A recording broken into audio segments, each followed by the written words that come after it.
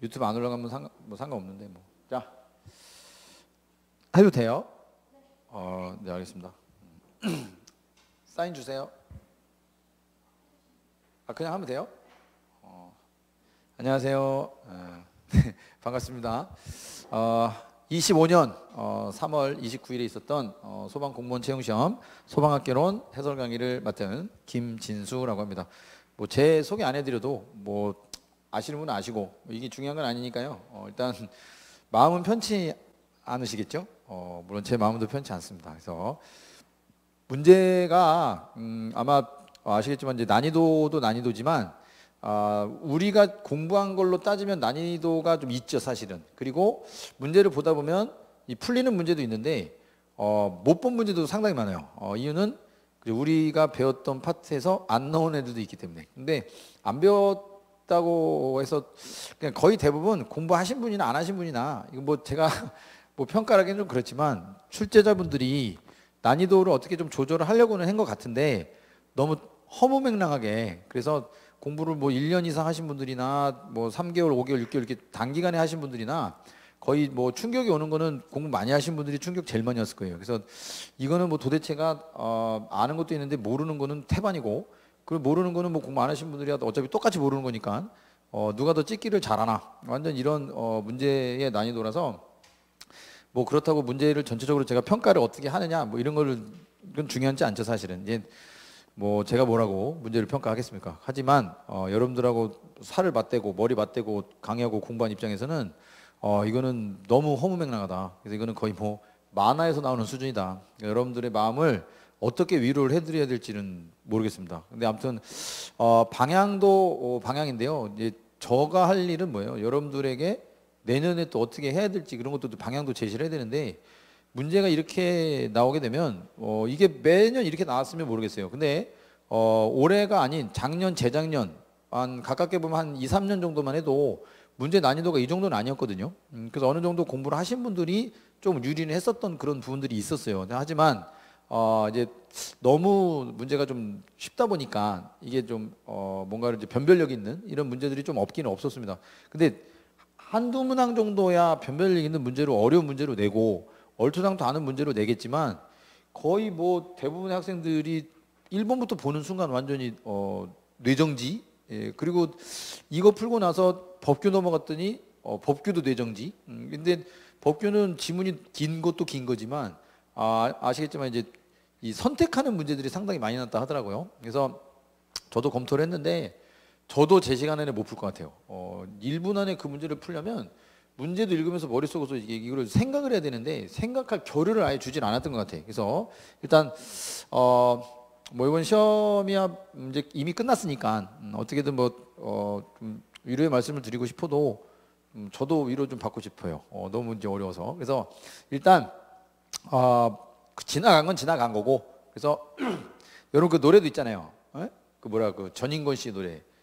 지나간 것은 지나간 대로 그런 의미가 있죠. 뭐 이런 이제 가사를 갖고 있는 노래가 있어요. 그러니까 어쨌든 그건 그거고, 이제 앞으로 내년에 이제 공부하실 분들은 그렇다고 해서 지금처럼 이 폭넓게 공부하려고 하면 또 힘들어지니까 이게 한번 이렇게 세게 어렵게 나오면 다음 연도는 요거보다 난이도가 조금 수그러질 수가 있어요.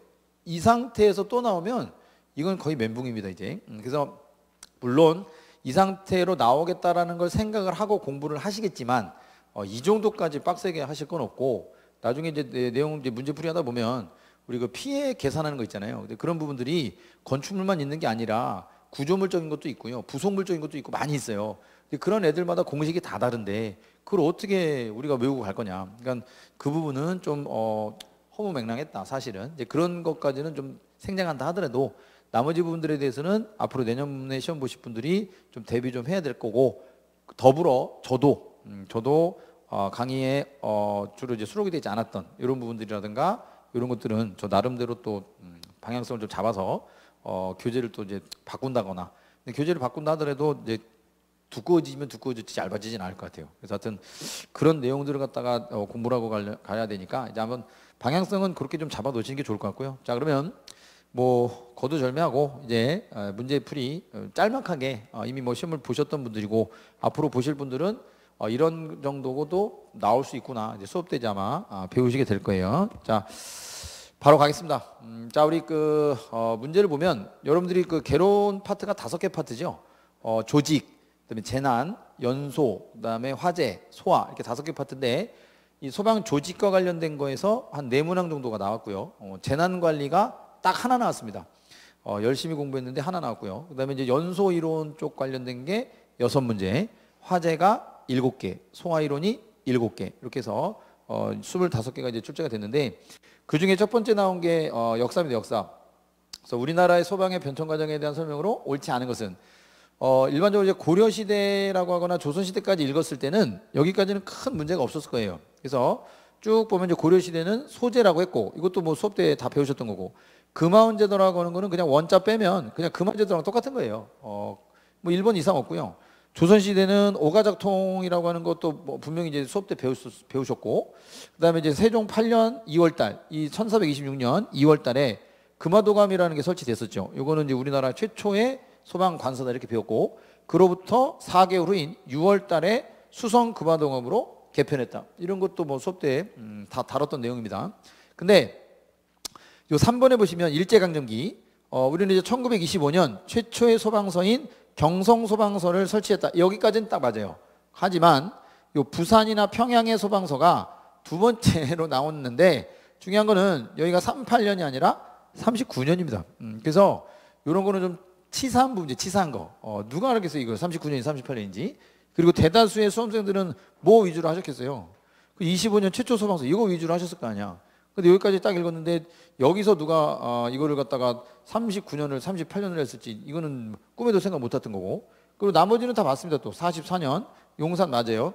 이렇게 해서 이거 3번이 39년이라 38년이라고 써서 여기 잘못된 거고 요 4번의 미군정 시대는 뭐 당연히 45년부터 48년이니까 소방부라든가 소방위원회 설치했고 그다음에 특히 이제 47년 중앙소방위원회가 소방청이라는 걸 또 설치하게 됐다 이렇게. 그래서 4번 질문은 다 맞는데 요 3번에 39년인데 38년으로 나온 거 이런 부분들은 좀 그렇죠. 좀 난해하다. 예.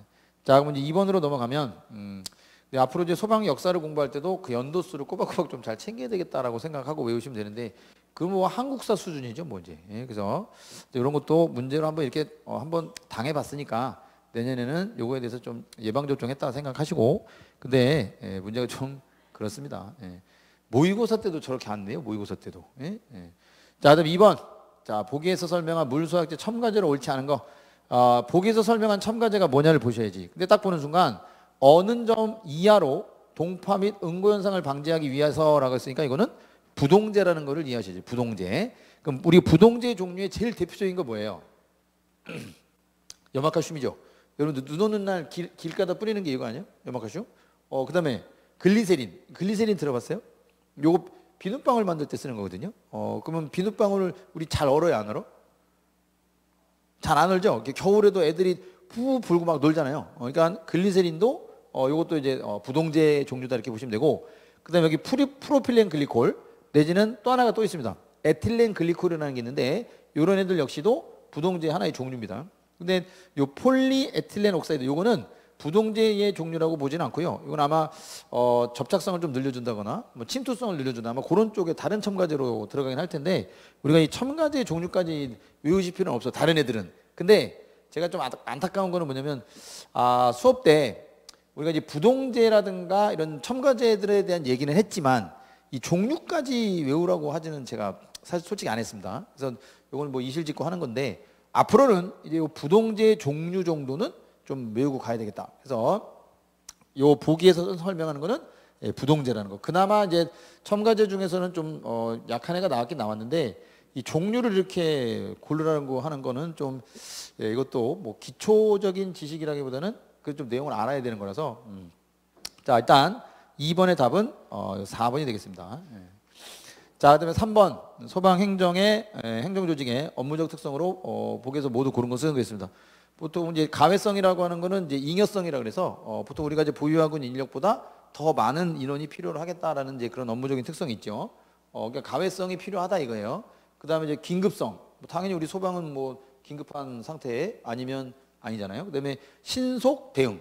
만약에 이게 신속이라는 개념보다는 좀 이제 늦어도 괜찮다. 이런 개념이 들어갔으면 틀렸겠지만 신속 대응. 우리 소방은 당연히 신속 대응성이 있어야 되고 당연히 소방은 또 뭐예요?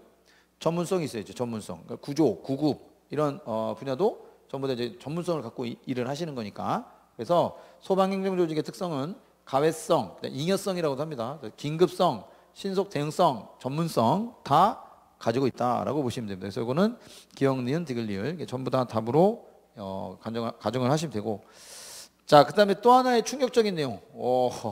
민간 소방 조직이라고 하는 게 시험에 나오기는 하는데 주로 이제 의용 소방대 위주로 한다거나 우리가 공부했던 게 의용 소방대의 목적이라든가 또는 의용 소방대원이 될 수 있는 사람의 자격이라든가 이런 위주로 했지 이렇게 조직의 변천 과정까지 하지는 않았거든요. 그리고 사실 이거 뭐 아시겠지만 이거 인터넷 검색창에다 검색하면 이거 나옵니까 이거? 이거 나오지도 않아요. 저도 이거 문제 보고 경방단 소방대 막 찾아봤더니 거의 내용이 없더라고. 그래서 이 문제를 찾을 수 있게 만약에 혹시라도 알고 맞히신 분이 과연 10분 중에 몇 명이나 될까는 그게 의문인데 만약에 이제 맞추신 분은 당연히 있겠지. 맞추신 분이 있다면 10분 중에 한 25%? 한 4명 정도는 맞지 않았을까요?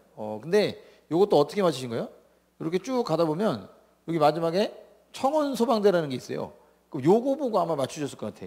예? 근데 청원 소방대가 청원 경찰 이런 거랑 좀 비슷하니까 그래도 생긴 지가 연도는 몰라도 최근이 되지 않을까라고 한다면 요걸 끝으로 놓고 그러면 요거 끝에 있는 게 요거 하나밖에 없으니까.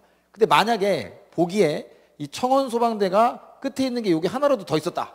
이러면 이제 맞춘 사람은 하늘의 별 따기.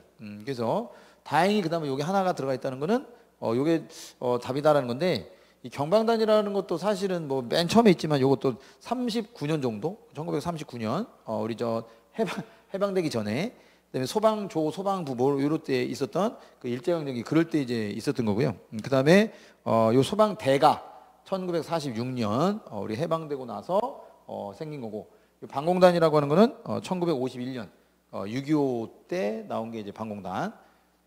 말이 방공이니까 어때요? 느낌이 소방 쪽보다는 북한하고 좀 이제 맞서는 그런 느낌 들잖아요. 그래서 요게 그냥 50년대 나온 거죠. 51년도. 요게 이제 청원 소방대가 그나마 80년대 요럴 때 이제 나온 거라서 그래서 하여튼 이런 문제가 앞으로 민간 소방 조직의 이 지속적 변천이 되었다. 이거 나오면 이제 다 맞추겠죠 이제. 근데 앞으로 이런 거는 좀 나오지 않을 것 같고 이제 다시 우리의 민간 소방 조직으로 시선을 좀 돌리셔야 돼.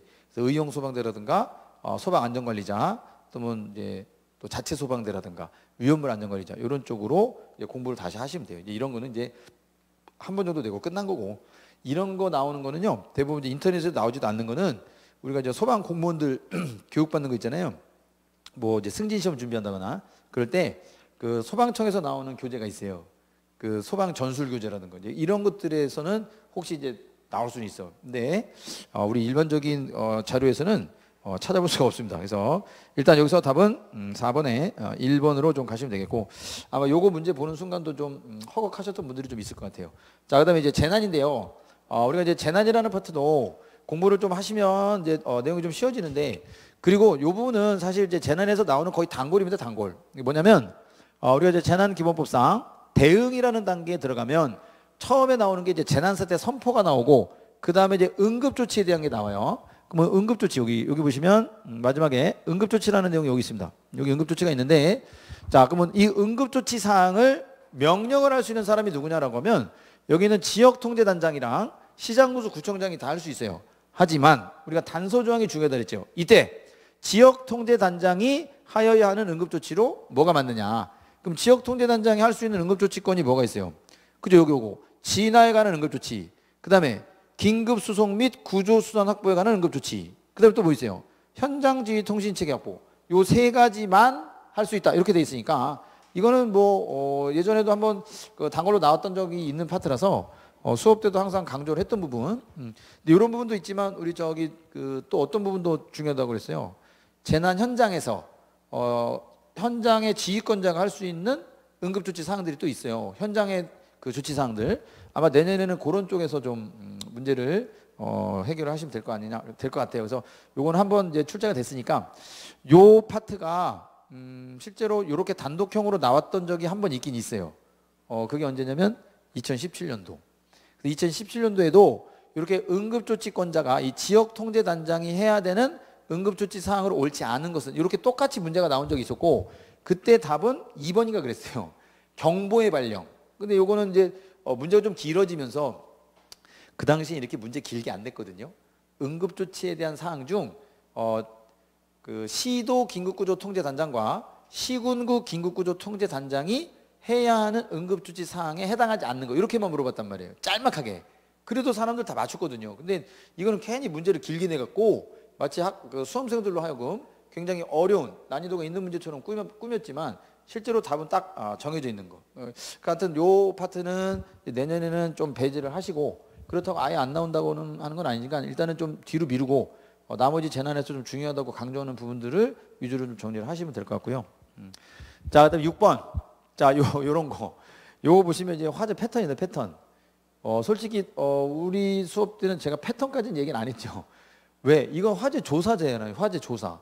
근데 물론 화재 조사 및 보고 규정이라는 거는 시험 범위에 들어가지만, 화재 조사관들이 하는 일이 화재 패턴에 대한 거를 시험 문제 냈다는 게 자체가 조금 좀 범위를 벗어나지 않았나, 나는 개인적으로 그렇게 생각합니다. 그래서 화재 조사라는 파트 자체가 아예 시험 범위가 아닌 건 아니지만, 화재 조사가 뭐가 있어요? 화재 조사 및 보고 규정이라는 그 법령적인 것만 들어가야지, 이렇게 화재 조사관 위주로 뽑는 시험에서 이런 문제 내면은 이제 이거는 공부하신 분들이나 아는 거잖아. 이건 전문성을 요구하는 거지 기본적인 지식을 요구하는 건 아니잖아요. 그래서 일단은 이거는 뭐 화재 조사관을 뽑는 시험도 아니고 공무원 시험인데, 이렇게 이제 패턴과 관련된 문제를 냈다는 것 자체가 수험생들을 또 한번 이제 허걱하게 만드는, 이런 데서 아마 이제 멘탈이 이제 무너지는 건데, 그러면 여기 이제 보시면 일단은 우리가 이건 이제 설명이 그죠.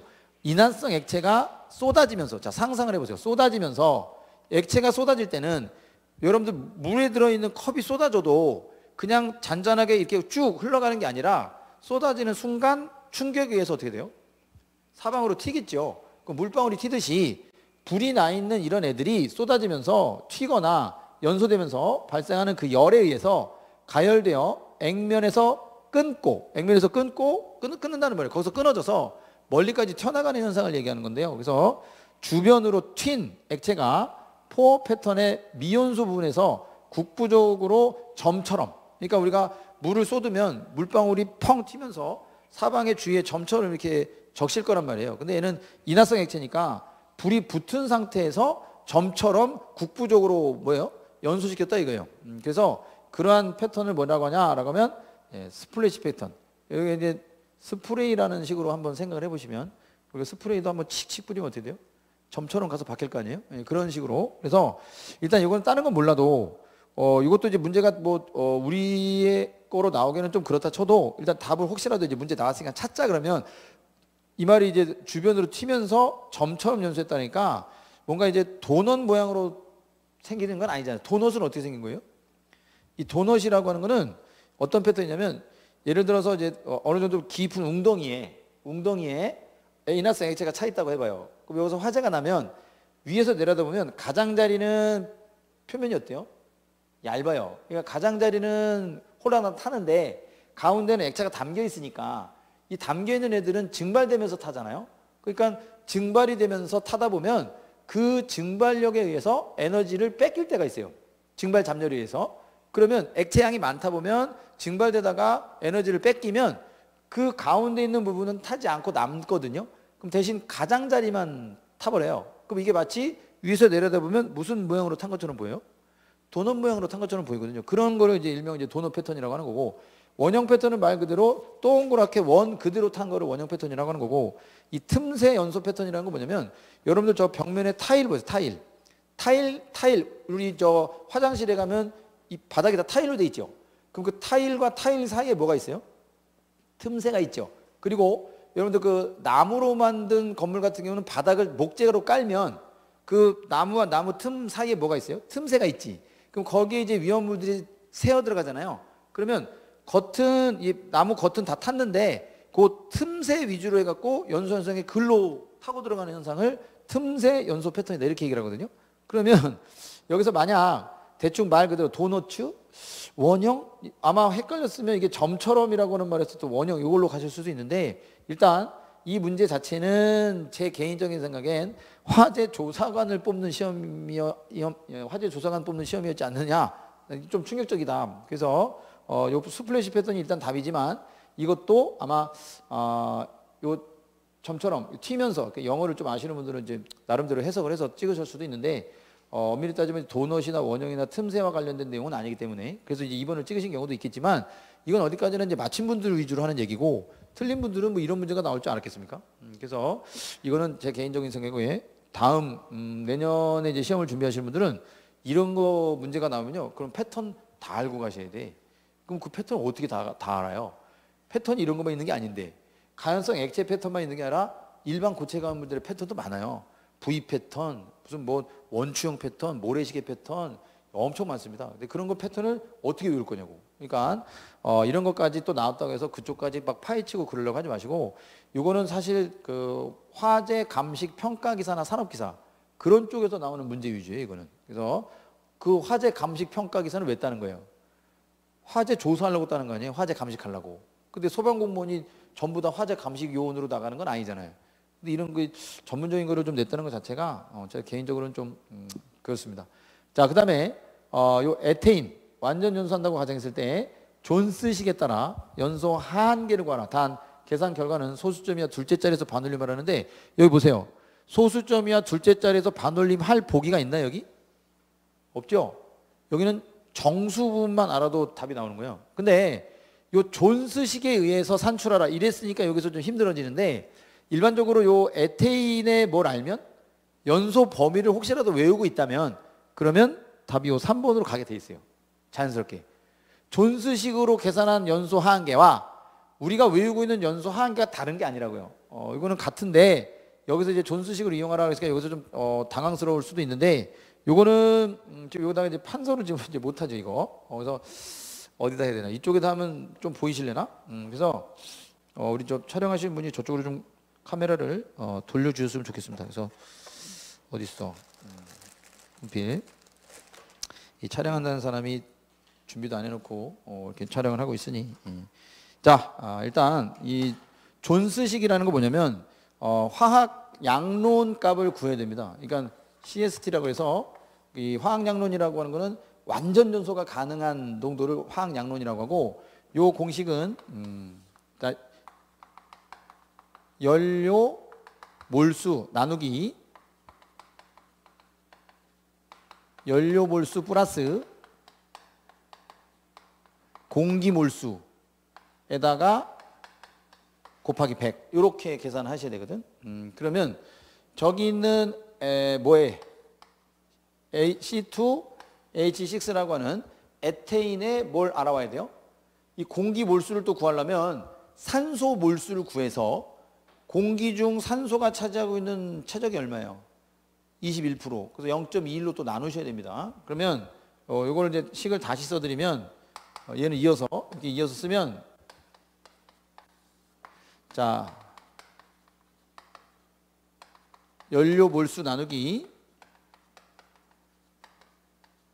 연료 몰수 플러스 자 산소 몰수를 구한 다음에 공기 몰수는 산소 몰수를 구해서 0.1로 나눠야 돼요.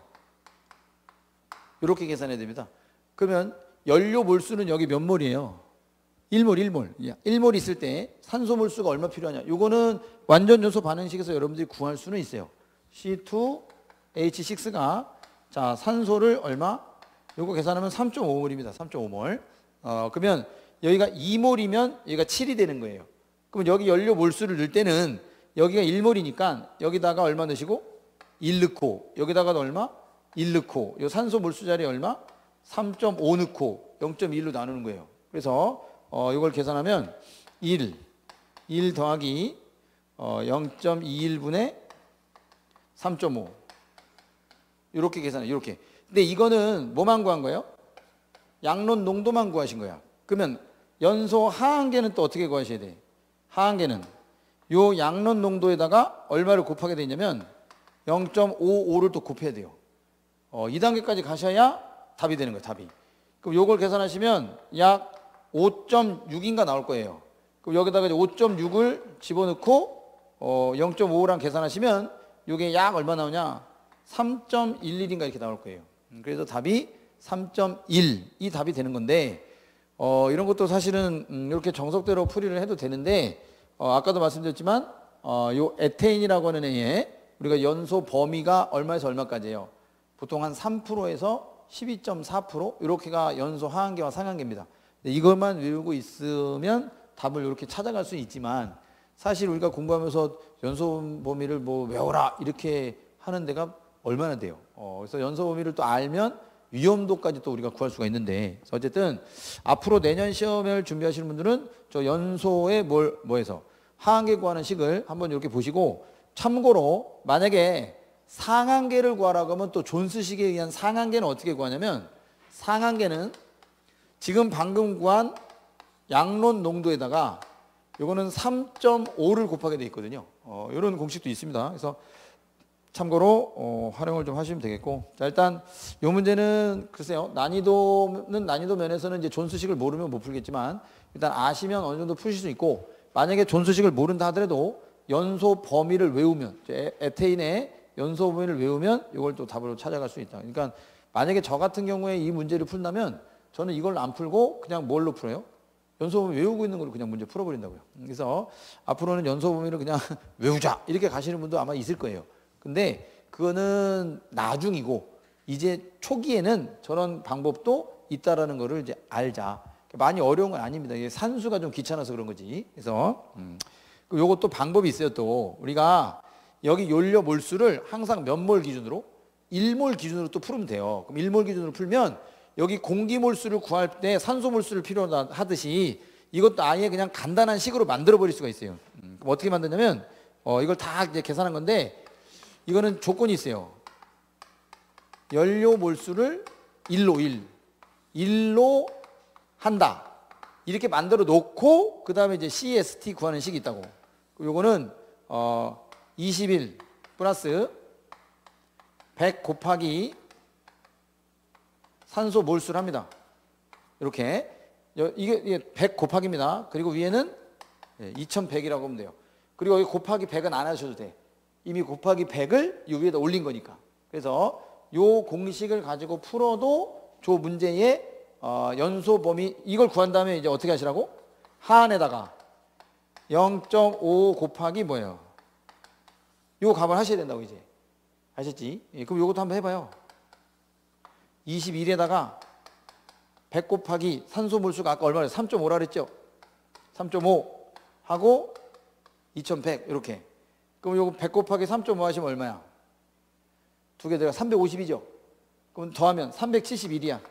그러면 2100 나누기 371을 해. 요거를 하면 이게 한 5.6 정도 나올 거라고요. 5.66인가? 그럼 그거를 여기다 이제 집어넣어야지 이렇게. 그래서 계산하시면 얼마 나온다 이제. 3.11 정도 나옵니다 이렇게. 그래서 저런 방법도 있다라는 거니까 참고 좀 하시면 되겠고요. 자 넘어가겠습니다. 자 빨리 가야지 이제. 자 위험도. 자 값이 오른 것만 참 옛날에는 위험도를 구하라라고 해놓고 이제는 다 구해놨어요. 미리 구해놓고 제대로 구한 거냐 못 구한 거냐 물어보는 건데 이거를 연소 범위를 알아야 이게 맞는지 안 맞는지 알 거 아니에요. 그럼 이거는 뭐야 이제 연소 범위를 외우셔야 되겠네 라는 게 뭐 그런 의미도 있지만 다 올 필요는 없죠. 우리가 이제 기본적으로 수소는 4에서 75 요건 아셔야 돼. 그 다음에 이제 아세틸렌은 2.5에서 81 요건 아셔야 돼. 그리고 뭐 프로페인 같은 경우는 보통 연소 범위가 얼마야? 2.1에서 9.4인가 그럴 거예요. 그래서 알면 푸는 거고 일산화탄소 아시는 분은 별로 없을걸? 여기 하면 12.5인가에서 74인가? 이렇게 되는데 일단 요거 계산하시면요 다 맞습니다. 다. 근데 이걸 다 계산 안 하고 아까 얘기했지만 수소하고 아세틸렌 요 두 개만 연소 범위 안다면 요거 두 개만 계산하시면 기억 리을이 맞거든요.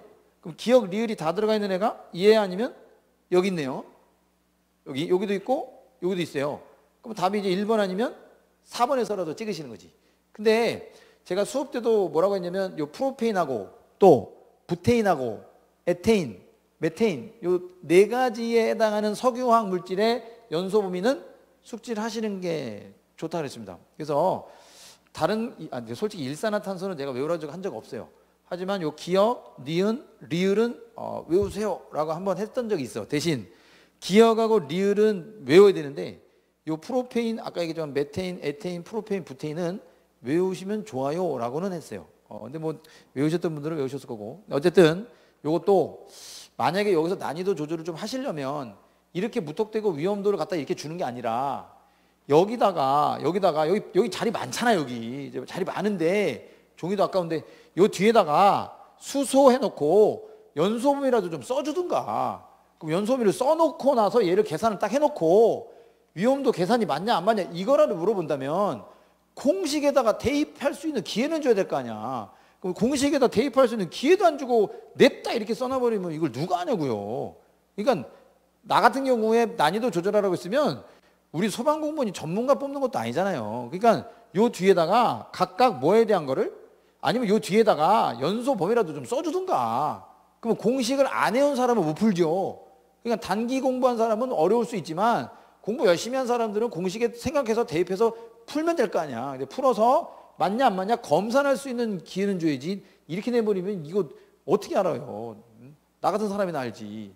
그래서 이것도 난이도 조절을 하려고 낸 것 같은데 조금 실패했다. 그래서 여기서 조금 수그러들려면 여기다가 연소 범위를 조금이라도 좀 줬어야 그래야 좀 어느 정도 학생들이 아 그래?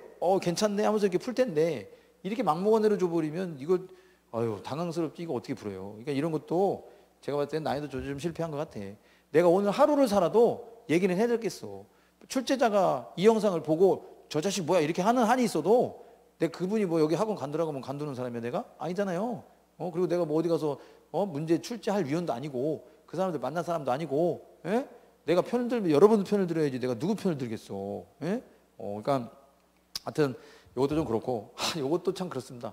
여러분들 잡아봐. 고체가연물이라고 했고요. 자, 요 가운데 거 모른다 쳐. 자, 고체가연물인데 연소 형태 물어봤어요. 연소 형태. 그럼 고체가연물의 연소 형태 아는 게 뭐 있어요? 분해연소, 증발연소, 표면연소, 자기연소 이거잖아. 그럼 일단은 답은 훈소를 찍으면 돼, 안 돼? 이건 아니에요. 훈소는 찍으면 안 돼. 왜? 연소 형태가 아니니까. 그러고 이제 고민하는 거예요. 그러고 이걸 고민하는데 그러면 얘가 이제 뭔지 알아야지. 피크린산이. 그러면 이 피크린산은 나 같은 사람이나 알지. 나이트로 화합물, 제5류 위험물에 있는 나이트로 화합물의 일종이에요. 그래서 얘는 이거 별명이야 별명. 그럼 원래는 뭐라고 읽어야 되냐? 트리 나이트로 톨루엔이라는 물질이 있어. 그러면 제가 수업 때는 뭘 얘기했냐면 TNT를 한번 얘기했어요. TNT. 그럼 TNT도 뭐예요? 걔도 트리 나이트로 T가 뭐야? 걔는 톨루엔. 이 피크린산은 트리 나이트로 페놀이야 페놀. 그러면 TNT는 트리 나이트로 톨루엔이고 이 형제. 그러면 TNT도 폭발물이고 요 자식도 폭발물이야. 그러면 나이트로 화합물이라는 것 자체는 몇류 위험물이에요? 5류죠. 그러면 딱 무슨 연소라고 가 답이? 그치 자기 연소라고 간단 말이에요. 근데 이 피크린산이라는 걸 아는 사람이 누가 있냐고. 그리고 만약에 문제를 내고 싶어도 또 하나네. 자 피크린산이라고 내지 말고 차라리 그러면 트리 나이트로 페놀이라고 이름을 주든가. 그러면 트리 나이트로 페놀 그러면 나이트로? 라고 하면 무슨 생각이 들어? 그치 나이트로 화합물 생각은 들 거 아니에요. 그러면 얼추 오류인가? 해갖고 자기 연소로 갈 텐데 이거 무턱대고 이렇게 줘버리면 이걸 누가 하냐고. 위험을 공부하지 않은 사람은 이거 아무도 몰라요. 그러니까 이렇게 내는 것도 난이도 조절 실패한 거야. 그럼 아까처럼 위험도를 구할 때 뭘 줘야 돼? 연소 범위를 주듯이 여기도 차라리 정식 이름으로 트리 나이트로 페놀이라고 주든가 아니면 이 앞에다가 부연 설명하면 되잖아. 나이트로 화합물의 일종으로서 이렇게 주면 누가 이거 뭐라고 합니까 이거? 이렇게 되니까 뭐라고 하는 거지. 그러니까 이런 거 딱 봐도 난이도 조절에 실패했다. 완전 실패입니다 이건. 그래서 제가 만약에 문제 내면 어떻게 됐을까? 아까처럼 됐겠지. 가연물로서 여러분들 정답 맞추려고 내는 거야 다. 왜? 소방 인력을 뽑아야 되잖아요. 그러니까 고체 가연물 중에서 나이트로 화합물의 일종으로서 피크르산의 연소 형태는 이러면 누가 뭐라 해요? 그러면 답이 나오는데 참 이런 것도 문제 낼 때 아쉽습니다. 아쉽고 여러분들한테 아쉽다는 게 아니라 자 10번입니다. 자 프리에의 열 전도 법칙. 자 제가 수업 때 뭐 얘기했어요? 프리에 공식 아마 그 전도도에서 관련된 게 나오는데 계산 문제는 안 나올 거고 관계는 나올 거다. 관계. 그래서 이 퓨리의 법칙이라고 하는 그 열전도 공식이 어떻게 돼 있어요? 이거 뭐 공식은 몰라도 관계만 알면 되는데 열전도량이라고 하는 값은 L이라고 하는 게 두께입니다. 두께. 두께는 반비례하고 전도율이라든가 전열 면적이라든가 전열 면적이라든가 아니면 델타 T라고 하는 온도 차이는 비례한다. 하지만 두께하고는 무슨 관계다?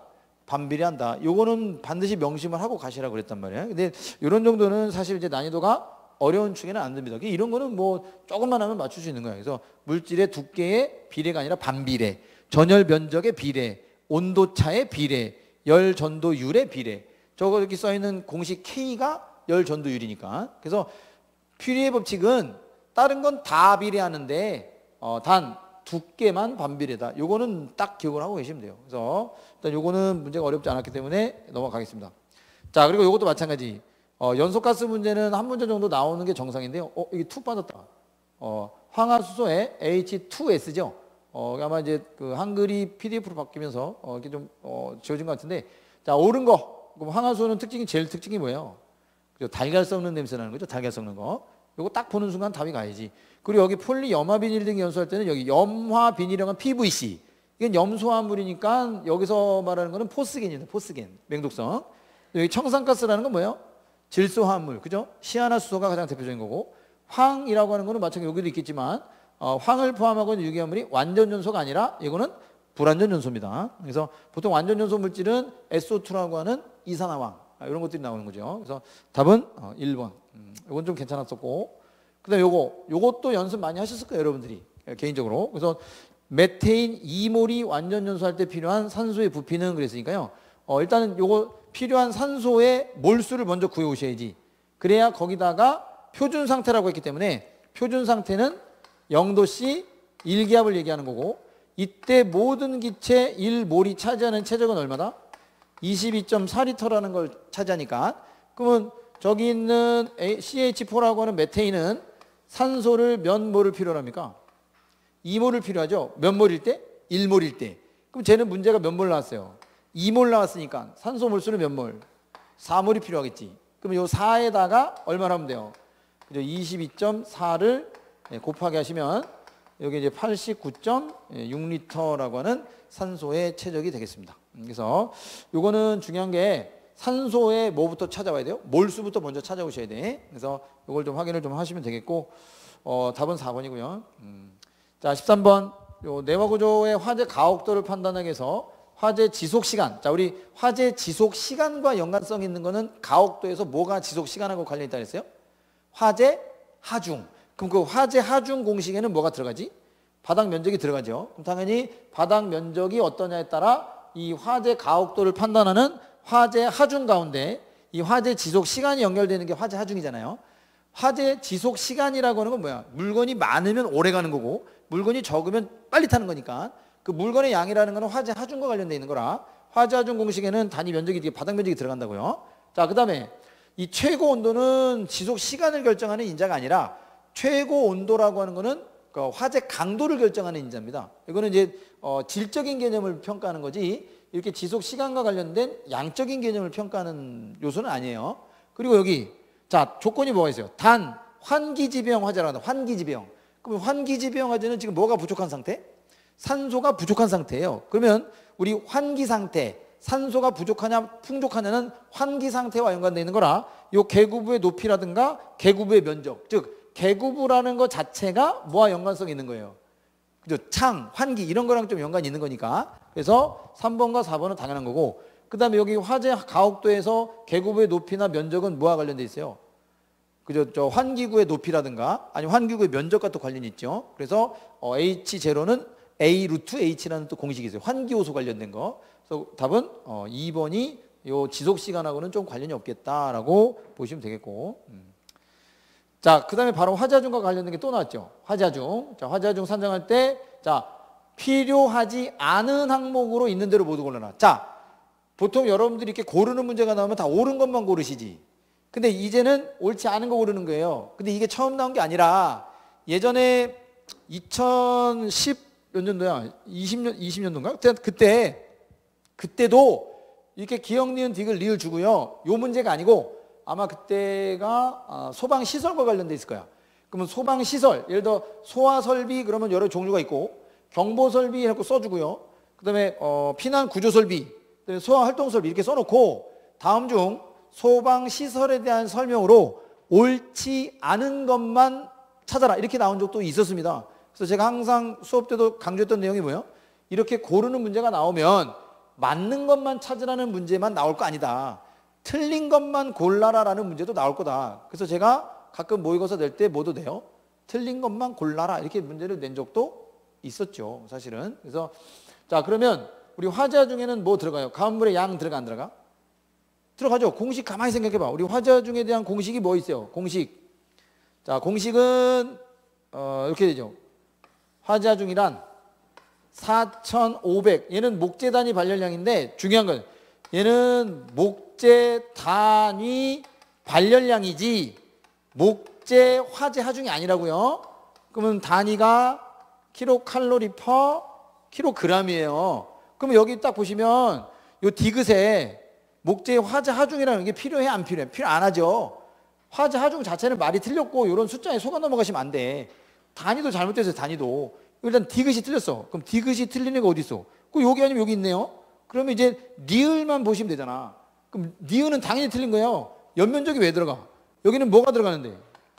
그렇죠. 바닥 면적이 들어가야지. 여러분들 바닥 면적하고 옆면적은 같아 달라. 다르죠. 건축물이 딱 1층만 해당한다. 1층짜리다라고 하면 그거는 바닥 면적과 옆면적이 같이 봐도 돼요. 근데 이렇게 2층, 3층, 4층 있으면 바닥 면적과 옆면적은 다른 거예요. 옆면적은 바닥 면적의 총 합계를 말하는 거니까. 그래서 리을은 당연히 틀린 거예요. 그럼 이제 리을하고 그래. 리을. 가연물의 단위 발열량. 이거 보세요. 여기 킬로칼로리 퍼 킬로그램. 이거 있어야 돼, 없어야 돼? 있어야죠. 그래야 화자중을 구할 거냐. 가연물의 양도 있어야 되지만 그 가연물의 발열량이 얼마냐도 있어야죠. 이게 중요한 거니까. 그래서 얘 단위가 킬로칼로리 퍼 킬로그램 아닙니까? 이렇게. 그래서 일단 필요한 거는 뭐냐? 필요한 거. 가연물의 양 필요하죠. 요게 저 위에 있는 GT. 저 GT 값이니까. 근데 여기 가연물의 단위 발열량은 여기서 얘기하는 뭐예요, 이제? HT 요거 얘기하는 거니까. 그리고 바닥 면적이지 옆 면적 아닙니다. 목재의 단위 발열량이지 화자중 아니에요. 그럼 틀렸으니까 답은 니은 디귿. 여기서만 이제 답이 나와야죠. 그러니까 이렇게 옳지 않은 것만 고르라는 문제도 나온다라는 거를 꼭 생각을 하시라 이거예요. 자, 그다음 요 15번도 위험물의 정의만 잘 알면 충분히 요거는 이제 맞출 수 있는 거예요. 요거는 이제 난이도에서 지금까지 문제 나온 난이도에서 이제 제일 하죠, 하. 그래서 4번에 우리 자연 발화성 물질 및 금수성은 고체나 액체 맞아요. 3류니까. 공기 중에서 발화의 위험성이 있거나 산과 접촉하는 게 아니라 여기 금수성이라고 그랬으니까 뭐하고 접촉해야 돼? 물이죠, 물. 물과 접촉했을 때 발화되거나 고압의 수증기가 발생하는 게 아니라 여기는 가연성 가스를 발생하는 이렇게 가야 돼요. 고압의 수증기가 아니라 가연성 가스. 그 중에 대표적인 게 수소가스 뭐 이런 거. 아니 메탄이나 에텐. 메테인이나 에테인. 아니면 또 뭐 있어요? 또 뭐 있어요? 포스핀? 이런 거 여러 가지. 아세틸렌도 들어갑니다. 이런 걸 만드는 애가 사류죠. 사류죠. 4번. 삼류연물. 그래서 나머지는 다 맞았으니까 4번이 틀렸다. 여기는 이제 산이 아니라 물이 돼야 되고 여기는 가연성 가스라고 나와야 됩니다. 수증기가 아니라. 답은 4번. 자, 16번. 육류위험물에 대한 주의사항으로 옳지 않은 거. 우리 육류위험물은 당연히 유출사고 나면은 물도 되지만 가급적이면 물보다는 건조사. 왜 그러냐면 육류는 또 다량이 존재하면 물과 반응했을 때 발열 반응이 일어나니까 그래서 발열이 일어나기 때문에 건조사가 좋고요. 이 중화제라고 하는 거 뭐냐면 육류 같은 경우는 대부분 산성이거든요. 산성. 그러니까 산성이니까 그 산성의 성질을 어떻게 해서 죽여야 돼요. 왜? 부식성이 강하니까 산성은. 그래서 뭐가 들어가는 거예요? 중화제라는 게 들어가죠. 여러분들 머리 파마 한 번이라도 해보신 분 있어? 파마? 여러분 머리 파마할 때 파마 약 바르고 나서요. 머리 감기 전에 하얀색 액체 머리에다 찍찍찍찍 막 뿌리는 거 있거든. 그 막 이렇게 주르륵 흘러내려요. 그게 뭔지 알아? 그게 중화제야. 그러니까 우리 염색약이나 파마약이 이게 화학적으로 굉장히 독하잖아요. 그래서 여러분들 머리에다 바르면 머리 막 후끈후끈 하잖아. 머리 염색할 거를 생각한다면 머리 감고 가시면 안 돼. 머리 박박박박 감고 가서 염색하잖아요. 그 염색약 피부에 닿는 순간 머리가 와 쓰라려요. 후끈후끈거려. 그러니까 이거는 염색약 자체가 약간의 이제 산성 성분이 있어요. 부식시키는 거니까. 그래서 그거를 좀 중단시키기 위해서 뭘 뿌리는 거야? 중화제라는 걸 뿌리는 거예요. 그래서 중화제 역할이 적당하게 됐다 이런 뜻이야. 그러니까 적당하게 만들기 위해서 뿌리는 게 중화제. 얘는 염기성이 아니라 방금 뭐라 그랬어요? 산성이 강하다. 산성. 그래서 육류유물들은 대부분 우리가 공부할 때 뭐라고 배웠어? 강산성 물질이다 이런 거 배웠어요. 누구 빼고? 과산화수소 빼고. 과산화수소 약간의 그 산성이 좀 있습니다. 염기성은 아니에요. 이렇게 되면 이제 우리가 또 나중에 공부할 때 뭘 배워야 돼? 산성이 뭐고 염기성이 뭐냐 또 이런 걸 또 배워야 돼. 보통 이렇게 중성이 있으면 보통 뭘 갖고 판단해요? pH. 수소의 함량이나 이런 걸 갖고 수소 양이 얼마나 되냐 이런 걸 갖고 또 pH 농도를 또 측정하는데 그때 pH 농도가 굉장히 높으면 그때를 이제 염기성이라고 하고요. pH가 아래로 내려가 7을 기준으로 해서 숫자가 낮아지면 강산성으로 가는 거예요. 7을 기준으로 해서 14로 올라가 버리면 강염기성으로 가는 거예요. 7보다 크면 염기성이고 7보다 작으면 산성이라고 합니다. 근데 양쪽으로 가는 건 다 안 좋은 거야. 어느 게 좋아? 중성인 게 가장 좋죠. 중성은 7입니다. 7. 그래서 뭐 그런 것까지 하려면 이제 우리가 또 그 기초화학만 해서는 안 돼. 화학적인 분야로 또 엄청나게 공부해야 돼. 이렇게까지는 할 수 없잖아요. 그러니까 일단 여기서 염기성이라는 게 틀렸다는 걸로 알고 계시고 나머지는 아마 공부하면서 다 읽어보셨던 내용입니다. 자, 그러면 답은 2번이고요. 자, 17번. 이거는 제가 이제 실망하는 이거는 거의 뭐 손 떼라. 예? 뭐 문제 풀 생각하지 마라. 이렇게 낸 문제 중에 한 가지입니다. 얘는. 그래서 자, 이거를 이제 우리가 화재 조사 파트에 이게 나오는 거예요. 화재 조사에. 그래서 여기 봐요. 화재 조사 시 보기와 같은 조건의 건물 피해 산정 추정액 그랬어요. 이게 건물 피해액만 있는 게 아니라 부속물 피해액 산정하는 것도 있고요. 구조물 피해액 산정하는 것도 있고요. 되게 종류가 다양해요. 근데 이걸 어떻게 이거를 하나만 갖고 공부를 하냐고요. 그렇다고 모든 피해액 산정 추정액을 다 공식을 다 외우냐? 그럴 수는 없어요. 양이 엄청 많아서. 그래서 일단 얘를 계산하는 방법은 여기 조건들이 쭉 나오는데 이게 건물이니까 아파트라고 준 거고요. 여기 이제 공식에 뭐가 들어가냐면 공식이 좀 길어요. 원래 이렇게 들어갑니다. 신축 단가. 신축 단가인데 제곱미터당 단가예요. 제곱미터당 얼마다 이렇게. 여기다 이제 곱하기 뭘 하냐면 저기 밑에 저 소실 면적합니다. 소실 면적. 소실 면적 제곱미터. 그러면 이 신축 단가라는 게 제곱미터당 얼마다. 저기 써져 있는 거 저 얼마 100만 원이잖아요. 그럼 소실 면적이 50이니까 50하고 저 100만 원을 곱하면 얼마가 손해예요? 5천만 원이잖아. 100만 원에다 50 곱하면. 그죠? 그럼 5천만 원 손해인데 그 5천만 원은 새 거일 때고 지금 내용연수가 총 40년 중에 10년이 경과된 거예요. 그러면 저 10년 경과된 거에 대한 것도 뭘 해줘야 돼? 이 잔가율이라는 게 또 있어요. 그래서 이 소실면적 곱하기, 자, 밑에 쓸게. 자, 이게 없으니까 소실면적 곱하기, 자, 가로 열고요.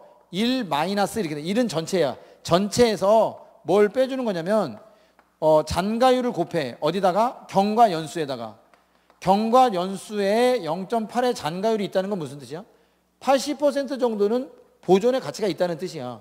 그리고 밑에는 뭐가 돼요? 전체 내용연수가 들어가는 거야. 그냥 내용연수 총 40년 가운데 10년이 경과된 것도 80%에 대한 뭐는 있다? 그죠? 잔존 가치는 있다. 이렇게 되는 거예요. 근데 그거를 전체에서 뭐예요? 빼주겠다 이거지. 그리고 마지막에 뭘 곱하냐면 손해율이라는 게 있어요. 여기도 손해율 줬잖아요. 여기 50%. 이걸 곱하면 답이 나와요. 그러면 해봐봐. 자, 일단 여기가 얼마라고요? 100만 원 곱하기 50. 1 빼기 0.8에다 여기 잔가율. 경과연수 얼마? 10년. 내용연수 얼마? 40년. 여기에 대한 손해율은 얼마? 50%. 그러면 요 가로 안에 거부터 먼저 계산하셔야 되니까 요거 40분의 10이 아니라 요 0.8 곱해야 됩니다. 그럼 0.8하고 10하고 곱하면 얼마 이렇게?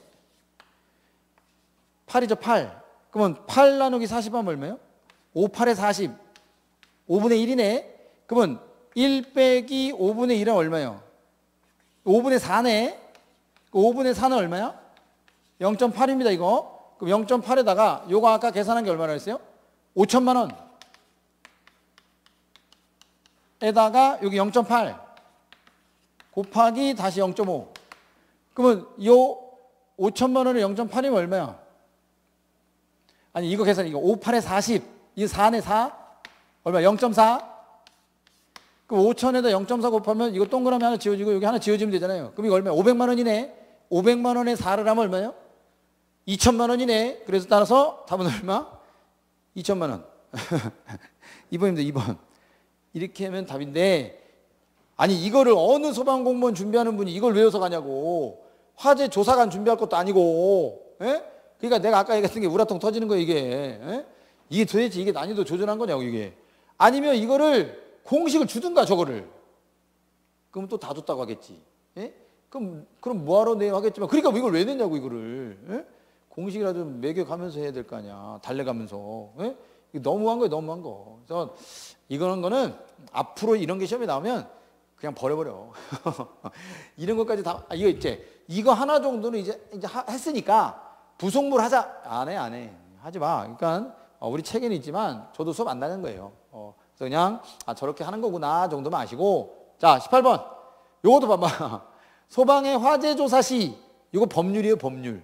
화재조사법인데 이거는 공채나 구조를 공부하신 분들은 법규를 하니까, 그러면 대충 이제 여기서 기능사가 아니라 산업기사구나라는 걸 알아야지. 근데 이거 그 9급을 준비하시는 분이나 우리 정보통신 분야라든가 화학 분야 이런 게 준비하시는 분들은 법규 공부 안 할 거 아니에요.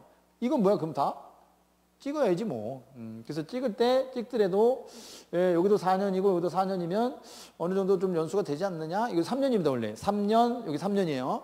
법령을 하면 되는데 요거는 기능사가 아니라, 그래도 합동조사단의 단원이 되려면 기능사보다는 기사나 산업기사 정도 이상을 가져야 될 거 아니냐 이렇게 생각했으면 되는데, 이걸 누가 생각해요? 이것도 법령과 관련된 거라 법규 공부하시는 분들이야 풀었지. 근데 법규 공부 안 하면 이런 것은 못 됩니다. 그래서 이런 것도 내려면 차라리 소방기본법이라든가 이런 데서 좀 냈으면 두루두루 맞췄을 텐데. 그래서 여기는 이제 공채를 목표로 하는 건지 뭐 어쨌든 여기 소방학개론은 공통 과목이니까 아마 저 9급 분야나 이런 분들은 이거 전부 다 찍었을 거예요. 그래서 이런 것도 한번 가볍게 읽어보시고, 일단 읽어보셔. 이제 앞으로 뭐 나오면 이런 데도 또 나오겠지만 다른 건 안 나올 거예요. 자, 그리고 여기 19번. 자, 화재 진압 적응성이 있는 소화 방법으로 연결한 것은 바르게 연결된 것만 골라라. 그럼 여기서 여러분들이 위험물에 대한 특징을 알면 잘 골라내실 수 있는데, 여기도 아마 모르겠어. 이의제기를 한다거나 건의를 하신 분이 혹시라도 계실지 모르겠지만, 나 같으면 이의제기했다. 이거 왜? 봐봐, 이름 틀렸잖아 여기. 요거 기껏 우리는 황화린이라고 공부 열심히 하다가 작년에 위험물 안전관리법 개정되면서 명명법 바뀌면서 여기 뭘로 바뀌었지? 황화인으로 바뀌었지. 왜 이렇게 왜 있는? 이게 뭐야 이거 뭐? 이거 누구예요? 하면 되지. 그러면 3자 붙으면 린자 써도 되는 거야? 그럼 알려주든가. 에? 그러면 삼황화인 해야 될 거 아니야. 야, 그러면 그래 이거는 그렇다 쳐. 그럼 얘는 뭐니? 얘는 그지? 얘는 기껏 우리가 하이드록실로 외웠는데 이러면 희라고 나오는 거, 이건 도대체 뭔 짓거리야 이거는? 이 말이 안 되는 거잖아 이거. 그래서 이런 거를 문제 제기하면 혹시 받아들이지 않다 하더라도 일단 속은 후련할 거 아니냐. 건의는 한번 해봤으니까. 근데 지금 시간은 이의제기 기간이 끝났죠. 제가 알기로는 이의제기 기간이 그 다음 날인가 다다음 날 정도까지는 안 될 거예요. 그 가답안 나오고 나서 거기 여러분들 안 들어가 봤어요? 그 가답안 나오고 그 밑에 있어요. 이의제 기간이 어쩌고저쩌고 막 이렇게 나올 건데 아마 이의제기는 아마 안 하셨겠지 대충. 근데 그래도 우리 맞출 수 있어. 자 봐봐. 우리 황리는 몇 유연물이라고 했어요? 황린. 3유연물. 그럼 3유는 황리는 물 돼 안 돼? 되지. 나머지 3유는 자연발화성 금수성이기 때문에 물이 안 되지만 황리는 유일하게 물을 사용할 수 있는 위험물이에요. 일단 기억 맞았잖아요. 그럼 기억이 맞았으니까 기억이 들어가 있는 것만 찾으면 돼 이제. 그럼 여기 기억 1번 기억 들어가 있고 2번 기억 들어가 있잖아요. 그러면 또 디귿을 보냐? 아니지. 공통적으로 있는 게 리을 아니야, 리을. 그럼 리을을 먼저 봐, 리을. 그럼 리을은 공통적이니까 이건 볼 필요가 없네. 그러면 뭐부터 볼까? 뭐? 디귿. 자, 디귿이 틀리면 2번이 맞는 거고 디귿이 맞으면 1번이 맞는 거예요. 그럼 디귿이 뭐야? 삼황화린. 이거 물 쓸 수 있어 없어? 우리 황화인은 물 못 쓴다 그랬잖아. 이류 중에서 철, 금, 마와 황아리는 물 안 된다고 배웠어요. 그럼 당연히 디귿은 뭘 넣어야 돼? 그치? 팽창질소로 인한 질식소화. 이거 맞잖아요. 그러니까 디귿이 맞았으니까 답이 자연스럽게 몇 번? 1번으로 가야지. 그러면 리을은 맞았으니까 여기 써 있는 거고, 아세톤. 이거 아세톤이 뭐예요? 사료이온물인데 수용성이잖아. 그러니까 당연히 알코올포를 이용한 지식. 이게 맞는 거죠. 그러면 미음이 틀렸다. 미음. 하이드록시라민. 요거 이산화탄소 돼 안 돼? 하이드록시라민이 몇 류예요? 5류. 그럼 5류는 질식소화 할 수 있어 없어? 없잖아요. 여기 자기 몸뚱아리에 여기 산소 들어있잖아요. 여기에. 그러니까 미음은 당연히 틀렸다라는 거 우리가 알 수 있죠. 그래서 기억하고 리을이 공통이니까 디귿만 판단했어도 1번을 찾아가시고. 근데 이거는 좀 사실 어려운 부류는 아니에요. 이미 공부를 다 하셨기 때문에. 자, 20번. 이런 거는 기본적인 거야. 이런 거 틀리면 이제 이건 내가 어떻게 해줄 수가 없어. 여러분들한테 이거 틀렸어요. 안타까워가 아니라 이건 틀리면 당연한 거야. 이 틀리면 안 되지. 이거를 왜 틀려. 앞에 있는 문제도 어려워 죽겠는데 이런 거는 나오면 점수 맞아야죠. 그래서 피난구조 설비에 해당하는 거 방열복 피난구조 설비 맞죠? 자, 재현설비는 소화활동설비고 공기흡기 맞죠? 피난구조 설비 비상조명 등 맞죠? 그래서 기억, 디귿, 리을로 되어 있는 2번을 찾아가시면 되겠다. 그래서 이런 건 쉬운 거고 그 다음에 여기 3종 분말은 열분해 과정에서 생성된 물질로 소화효과로 옳지 않은 건데요. 자, 우리 3종은 뭐예요? 제1인산 암모늄. 자, 그러면 여기 있는 만약에 물이라고 하는 애가 나왔다라고 하면 물은 기본적으로 무슨 소화라고 생각하셔도 상관없을까? 냉각소화라고 해도 상관없겠죠. 뭐 이게 틀린 건 아니지만 일단은 이제 그렇다. 좀 HPO3는 뭐예요? 이거 메타인산이잖아. 공부할 때 얼마나 많이 들어봤어요? 메타인산. 무슨 작용? 방진작용. 그럼 요건 뭐예요? H3PO4 탈수탈탄이라는 탈수탄화. 이거 올트인산이죠. 올트인산. 그래서 올트인산에 의한 탈수작용. 그럼 요거 암모니아 자체가 부촉매 작용을 하는 건 아니고 암모늄 이온이라고 그래서 얘는 NH4 플러스라는 이온이 있어요. 그래서 암모니아 자체가 부촉매 소화를 하는 게 아니라 H4 플러스라고 하는 요 암모늄 이온이 부촉매 소화 효과를 갖고 있다. 그래서 답은 3번이 되겠습니다. 뭐 그렇게 어려운 건 아니고. 22번 포소화약제 혼합 방식. 이거 거의 단골인데 이제 얘네들에 대한 설명보다는 얘네들이 어느 쪽에 좀 사용이 가능하냐 이런 걸로 좀 나왔어요. 특징적인 거. 그래서 우리 요 가 같은 경우는 펌프 프로포셔너. 왜 펌프를 두고 토출축의 배관의 일부를 흡입축으로 되돌리는 거. 이 펌프 프로포셔너는 약간의 이제 그 소용량에도 사용이 가능합니다. 그래서 대부분 우리 화학 소방차 주로 이제 펌프차 같은 걸 이용해서도 살수할 수 있는 방식이에요. 자, 그다음에 요거는 빨아 올리는 라인 프로포셔너. 요 라인 프로포셔너는 여기를 통과할 때 압력 변화에 의해서 압력이 낮아지면서 여기 있는 약재를 빨아 당기는 건데 그러다 보니까 이 부분에서의 압력과 요 혼합기를 통과할 때 압력이 차이가 엄청납니다. 그래서 요때에 뭐가 많아져? 압력 손실이 커지는 거예요.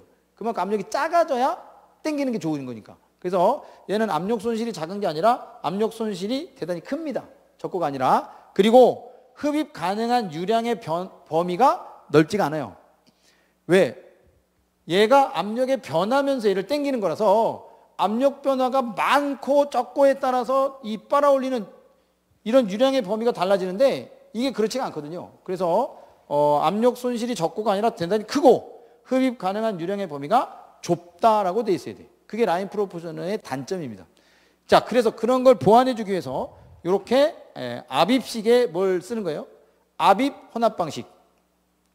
이 뭐예요? 차압 혼합 방식. 차압 혼합 방식이라 해서 이거 프레저 프로포셔너. 여기 벤츄리간의 벤츄리 효과도 있지만 가압수가 약재 탱크에 약재를 밀어 올리는 효과. 요거는 약재와 직접 만나지 않아요. 약재 탱크가 들어있는 주머니를 밀어 올리는 거야, 물이. 그래서 약재랑 혼합이 되지 않기 때문에 잔류 약재, 즉 약재 원액의 잔량을 버리지 않고도 거기다 약재를 충전해서 다시 사용할 수가 있습니다. 계속해서 사용할 수가 있어요. 이런 특징이 프레저 프로포셔너의 장점이고 여기가 이제 압입 혼합 방식. 물을 보내주는 펌프와 약재 전용의 압입용 펌프가 따로 있어. 그래서 이런 데는 좀 비행기 경납고라든가 석유화학 플랜트 공장 같이 대규모 단지에서 대단히 식으로 고정식 소화 설비로 주로 사용된다. 대신 펌프 하나 쓰는 것보다 2개 쓰는 게 비싸겠죠. 그래서 설비비가 비싸다. 그냥 이런 거는 이제 단순하게 좀 특징적인 걸로 정리를 하시면 됩니다. 그래서 일단 제가 수업할 때는 이렇게 뭐 사용이라든가 이런 손실 이런 거는 뭐 얘기는 안 했지만 일단 기본적으로 포소약제에서는 요 문제가 가장 단골이에요. 그러니까 내년에도 나올 가능성이 있는 파트. 그러니까 각각에 대한 이런 특징도 아시고 각각에 대한 이제 정의적인 것도 체크를 좀 해놓으셔야 내년에 또 문제를 만나면 당황하지 않고 풀 수가 있을 거예요. 자, 23번. 이거 무슨 현상으로 푸셨어요? 다음에 이 현상을 알아야 방지책을 알지. 그럼 여기서 이제 제일 중요한 게 뭐냐면 여기 증기압 이하로 낮아져서 기포가 생성돼. 요게 포인트예요. 기포 생성. 그러면 기포라고 하는 거는 다른 말로 뭐예요? 공간이 형성됐다는 거죠. 그럼 이런 현상 우리는 공동 현상이라고 해서 캐비테이션 현상을 말하는 겁니다. 그럼 캐비테이션 현상이라는 건 왜 생기는 거야? 임펠러의 회전 속도가 빠르다든가 지금 설명에 나와 있듯이 배관 내의 증기압이 배관 내 압력보다 더 커졌다거나 그럼 증기압이 커졌다는 건 뭐예요? 증기가 발생할 수 있는 확률이 커진 거예요. 아니면 펌프가 수조보다 한참 위에 있다거나 이러면 이제 공동현상이 생길 가능성이 있죠. 그러면 방지책은 어떻게 해줘야 돼? 임펠러의 회전수를 낮게 해준다거나 흡입관의 광경의 크기를 좀 굵게 해준다거나 넓게 그래야 속도가 느려지거든요. 아니면 증기압을 더 낮춰야 되죠. 그러니까 배관 내의 압력을 좀 더 크게 해준다거나 그러려면 펌프를 수조 위에 설치하는 게 아니라 수조 아래쪽에 설치해야 그래야 압력이 좀 커지는 거예요. 그래서 방지책으로 잘못된 거는 4번에 있죠. 4번. 펌프의 설치 위치를 수온보다 높게가 아니라 낮게 해야 됩니다. 낮게. 생각해봐. 펌프의 설치 위치를 이게 펌프야. 이게 수온이야. 이게 더 높아버리면 어떻게 돼 있어? 얘를 빨아 당겨야 되는 힘이 필요하기 때문에 이게 잘못 빨아 당기다 보면 어떻게 돼요? 공기 채워진단 말이야. 그러니까 차라리 펌프를 수조보다 더 낮게 만들면 펌프 내에 있는 물이 역류하지도 않을 거고 얘가 수온의 수위가 더 높으니까 얘를 자꾸 눌러서 어떻게 돼요? 물을 가득 채워줄 거란 말이지. 공동현상이 생길래야 생길 수가 없어. 그래서 4번이 공동현상 방지에 있어서는 가장 안 좋은 겁니다. 이거는 제가 수업 때도 얘기했지만 공동현상 방지책은 반드시 보고 가셔야 된다 그랬어요. 요거 말고 또 뭐 있어요? 워터 함머링도 있고 서징이라고 하는 거 있어요. 맥동현상. 근데 워터 함머라고 하는 수격현상이나 맥동현상은 아직까지 시험에 출몰 안 했어요. 이것도 공동현상 파트도 시험에 나왔던 거는 2017년도에 시험에 또 나왔던 문제야. 그때도 이렇게는 나오지 않고 공동현상 발생 방지 방법으로 잘못된 것은 이렇게만 나온 거야. 근데 이젠 이 설명을 주고 이게 무슨 현상이를 알아야 이 답을 찾아가는 거예요, 이제. 그래서 일단 이것도 이제 공동현상. 기포가 생겼다 이러면 거의 대부분 공동현상입니다. 그래서 이렇게 해서 답은 4번으로 가시면 될 것 같고요. 자, 요거 이산화탄소 설비 작동 단계 이것도 제가 수업 때 몇 차례 수업을 진행해 드렸어. 그럼 일단 여기서 제일 마지막 게 뭘 것 같아요? 이게 제일 마지막 아닌가? 분사 헤드를 통한 가스 방출? 그럼 니은이 제일 꼭 마지막에 나와 있는 거 먼저 찾고 자, 그 다음에 제일 처음 게 뭘까? 기동용기 안에 들어있는 기동용기가 나와야 그래야 선택 밸브도 개방하고 저장용기도 개방할 거 아니야. 그러면 제일 먼저 화재가 나면 화재 감지기가 화재 감지를 한 다음에 그거를 누구한테 보내요? 수신반한테 보내죠. 그럼 수신반한테 보내서 그 수신반이 요 기동용기에 달려있는 전자밸브 즉 솔레노이드 밸브에다 신호를 주면 솔레노이드 밸브가 기동용기를 개방시키고 그 기동용기에서 개방돼서 나온 가스 그게 질소가스인데 질소가스가 가장 먼저는 내가 가고자 하는 곳에 뭐예요? 선택 밸브를 먼저 여는 거예요. 선택 밸브를 열고 이 밸브를 열어 놓으면 나중에 기동용기가 누굴 또 개방시켜서 저장용기를 개방시켜서 저장용기에서 나오는 이산화탄소가 열려있는 선택 밸브를 통해서 쭉 따라가서 분사 헤드를 통해서 가스가 방출이 되는 거예요. 그래서 제일 먼저는 기동용기 개방, 솔레노이드, 그리고 이제 선택 밸브 개방, 그리고 저장용기 개방, 그다음에 분사 헤드를 통한 가스 방출. 요게 순서가 되겠습니다. 1번.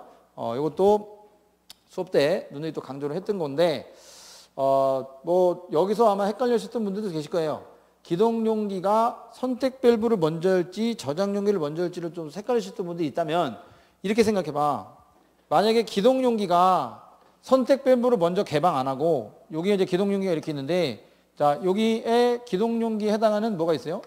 선택 밸브가 이렇게 있어요. 물론 이제 방호구역이 2개면 선택 밸브도 이렇게 2개가 있는 거야. 그럼 여기에 해당하는 기동용기도 이렇게 또 있는 거야. 이렇게 이게 기동용기야.